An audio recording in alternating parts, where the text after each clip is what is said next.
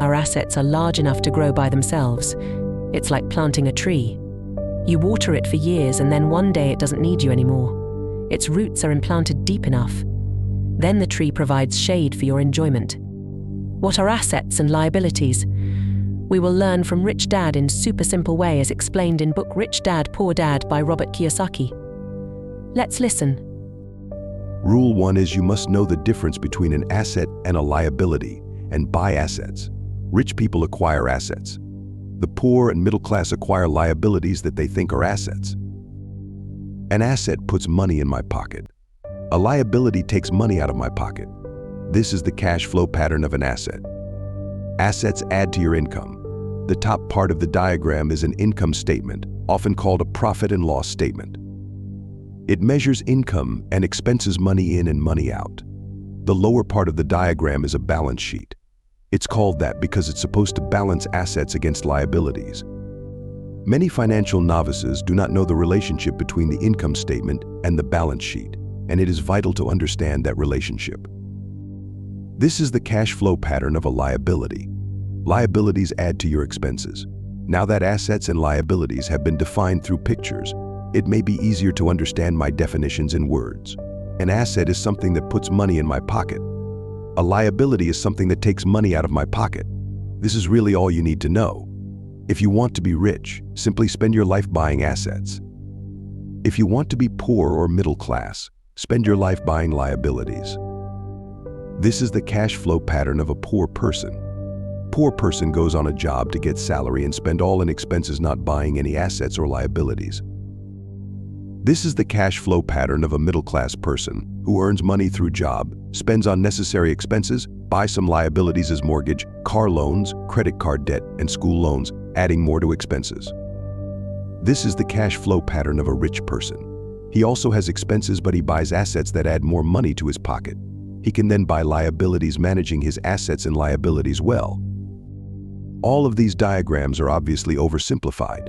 Everyone has living expenses, the need for food, shelter, and clothing. The diagrams show the flow of cash through a poor, middle class, and wealthy person's life. It is the cash flow that tells the story of how a person handles their money. Most people don't understand why they struggle financially because they don't understand cash flow. A person can be highly educated, professionally successful, and financially illiterate. These people often work harder than they need to because they learned how to work hard, but not how to have their money work hard for them. I tell you how the quest for a financial dream turns into a financial nightmare. The classic story of hardworking people has a set pattern. Recently married, the happy, highly educated young couple moves into one of their cramped rented apartments. Immediately, they realize that they are saving money because two can live as cheaply as one. The problem is the apartment is cramped. They decide to save money to buy their dream home so they can have kids. They now have two incomes, and they begin to focus on their careers. Their incomes begin to increase. As their incomes go up, their expenses go up as well. As a result of their incomes increasing, they decide to buy the house of their dreams. Then they buy a new car, new furniture, and new appliances to match their new house. All of a sudden, they wake up and their liabilities column is full of mortgage and credit card debt. Their liabilities go up. They're now trapped in the rat race. Pretty soon a baby comes along and they work harder. The process repeats itself. Higher incomes cause higher taxes, also called bracket creep. A credit card comes in the mail. They use it and max it out. A loan company calls and says their greatest asset, their home, has appreciated in value. Because their credit is so good, the company offers a bill consolidation loan and tells them the intelligent thing to do is clear off the high-interest consumer debt by paying off their credit card. And besides, interest on their home is a tax deduction. They go for it and pay off those high-interest credit cards. They breathe a sigh of relief. Their credit cards are paid off. They've now folded their consumer debt into their home mortgage. Their payments go down because they extend their debt over 30 years.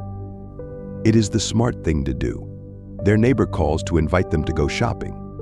The Memorial Day sale is on. They promise themselves they'll just window shop, but they take a credit card, just in case. I run into this young couple all the time. Their names change, but their financial dilemma is the same. They come to one of my talks to hear what I have to say. They ask me, "Can you tell us how to make more money?" They don't understand that their trouble is really how they choose to spend the money they do have. It is caused by financial illiteracy and not understanding the difference between an asset and a liability. More money seldom solves someone's money problems. Intelligence solves problems. Why the rich get richer. A review of Rich Dad's financial statement shows why the rich get richer. The asset column generates more than enough income to cover expenses, with the balance reinvested into the asset column. The asset column continues to grow, and therefore the income it produces grows with it. The result is that the rich get richer. Why the middle class struggle. The middle class finds itself in a constant state of financial struggle. Their primary income is through their salary. As their wages increase, so do their taxes. Their expenses tend to increase in proportion to their salary increase, hence the phrase the rat race. They treat their home as their primary asset instead of investing in income-producing assets. Just remember this simple observation: the rich buy assets, the poor only have expenses. The middle class buy liabilities they think are assets and add to their expenses. So make up your mind today, be financial literate and buy assets. Subscribe to the channel for more lessons from Rich Dad. Thank you for watching.